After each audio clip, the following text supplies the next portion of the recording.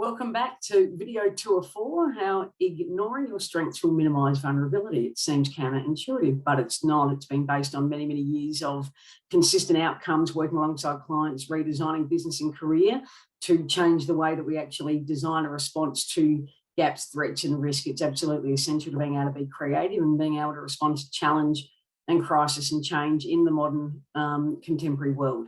So let's get right into it. What are we looking at in video 2 around this topic? We're going to talk about success bias and why it is a killer to you being able to actually be innovative in what you're doing. So success bias, what is it and how do you even know if you've got it in your organisation? So I'm going to talk about that today. So success bias, basic definition, it means that you only look at what is successful. You don't talk about and unpack and undertake a post-mortem around what hasn't worked, where the gaps are, where the threats are, where upcoming risks are, be they potential or very, very real. So success bias is saying we're not going to look at failure in any way. We're not going to go there because if it hasn't worked and we haven't been awesome at it and it didn't give us the outcome that we wanted, we're not going to go there. So success bias is a major creative strategic killer within business. So how do you know if you've got it? Because you do really want to make sure that you can get a handle on whether or not you've got it. So there's 2 quick steps I'm going to take you through today. The first one is start to gather examples of internal communication. So that means go back into your business, have a look at team meeting agendas, have a look at minutes from team meetings, have a look at performance reviews, have a look at any internal training that you've done as an organisation, look at videos from different people across the business, from leaders, whether or not you've had internal presentations from CMOs, CEOs, CFOs.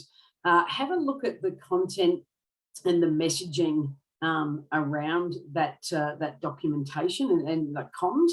And when you've been able to do that and gather all that intel around all the different types of communication that shape the workforce reality, the second step is to assess that and to start to look for where success bias is. And that means when you have that communications and you've had a good look and you're starting to pull it apart, there's sort of 3 key areas. One is when you look at that, what is the focus? So does it talk about the potential of gaps, threats and risk within the organisation and how that might be solved? The second question that you'd really want to ask yourself too is, are we allowing any room for what has been successful, but also where the challenges are as an organisation? So you're looking to see if there's any reference to gaps, threats and risk, and are we talking about potential solutions or challenges?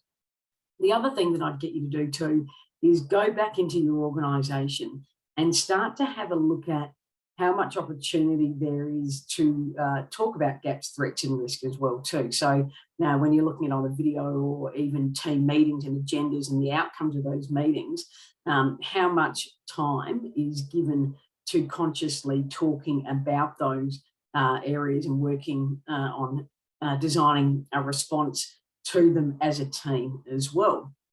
So once you've done those 2 key simple steps, you're going to start to understand, hey, has our business got a dreaded case of success bias? Because if it has, you need to do something about it, because it will really cause quite a lot of financial and business pain and pain to your team as well too.